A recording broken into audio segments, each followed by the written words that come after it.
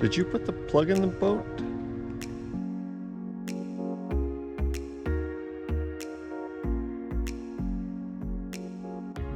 Hey guys, it is hunting season and I'm gonna put this boat away for the year.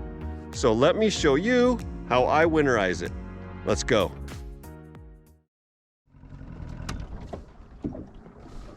So winterizing your boat with an outboard motor is very easy.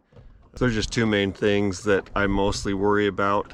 One of which is the gas treatment. The second is the lower unit, making sure I don't have any water in my engine. And so we will make sure all the water gets drained out, lifting the motor up and down a few times, and then we will also look at the lower unit oil. And if it's milky, we'll probably change that. Milky color usually means that there's moisture made its way into the lower unit. One of the first things I'm going to do is I am going to add some engine treatment to my boat gas. I want to clean anything in the motor that needs to be cleaned, and also I'm going to be storing this fuel over the winter and into the spring, so it'll stabilize the fuel. So I use seafoam. There's a lot of them out there, but I'm going to put this in and then I'm going to drive so that it mixes up real well in the gas tank. So let's do that. Follow the instructions on the gas treatment bottle for however much gas you have in your boat and what type of boat you're putting it in and all that. So what we need to do is get that treated fuel running through the system. So I'm going to take it to the lake, drive around for a little bit, get that fuel everywhere it needs to be, and then I'll show you the next step. The next thing we're going to do is we need to make sure all the fuel is out of the motor. So we're going to disconnect the fuel and oil line from the motor, and then we're going to just continue to run that motor until it turns itself off because all the fuel has gone out of it.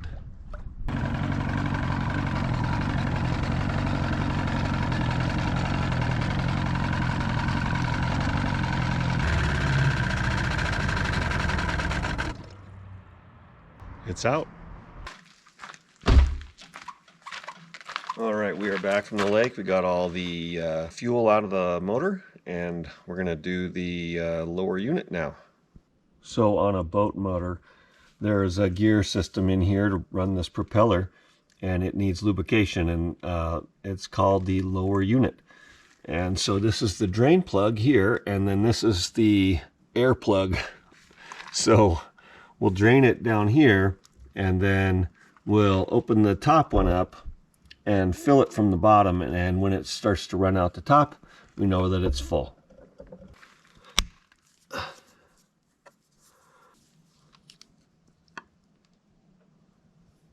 going to pop the top air valve open so it comes out a little bit better.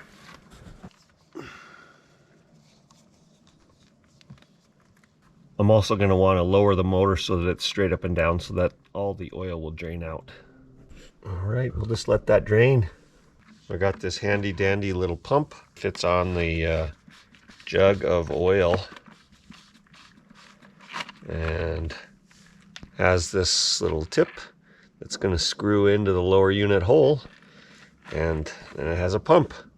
So I'll just pump that oil right back in there, and when it starts to flow out the top hole, I will know that it is full. So I've got that tight, I'll wipe that off. And then what we're gonna do is we gotta disconnect this down here and put the plug in. Having the top screw tight kind of makes a vapor lock in there, and it's gonna hold this from coming out too quickly.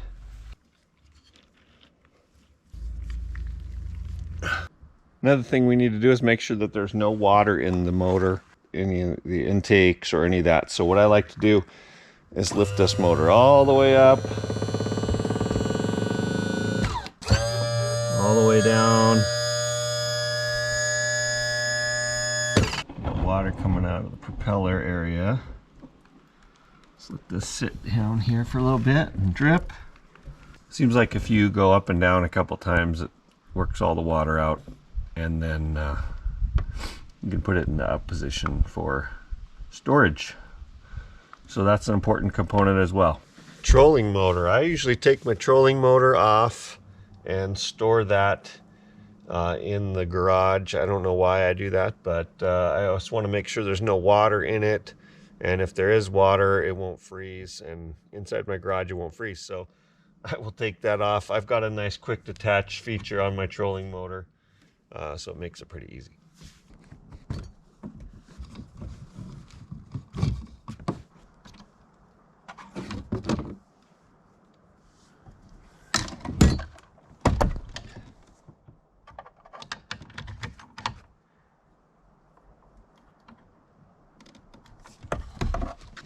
This is also a good time to clean out all the gear in your boat and organize things and put them in order for next season. Last step is to take these batteries out, and again, make sure you have finished using any electronics, lifting the boat motor or anything before you take this out. As soon as you take these batteries out, your boat's not going to start at all, and it's not going to adjust your motor. You can just use a crescent wrench and pop those loose and then hand remove them the rest of the way.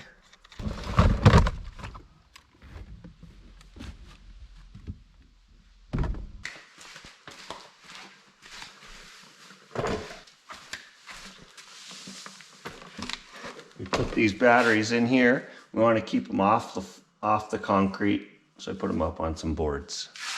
I'll leave this on my batteries all winter long.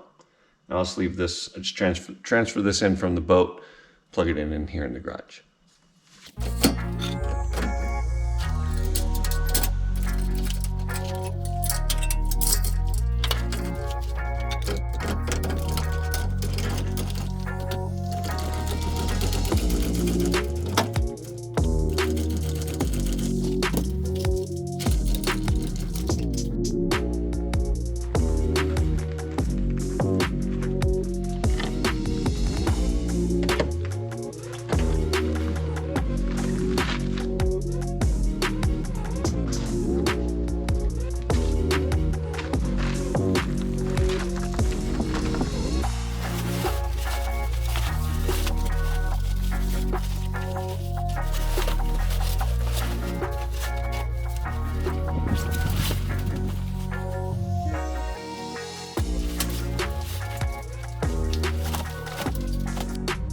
Hey, that is how I winterize my boat.